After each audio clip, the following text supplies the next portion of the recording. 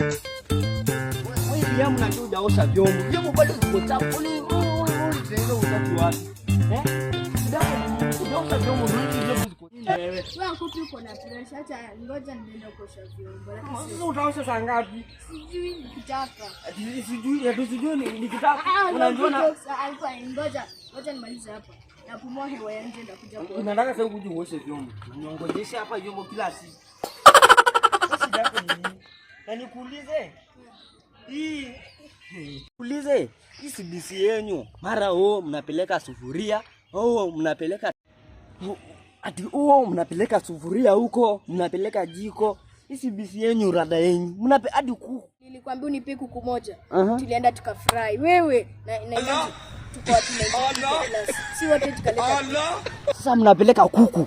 So kumaanisha amwendi kusoma, mnaenda nikuulize. Hii CBC yenu ina means nini? Ina means children becomes cows. Oh.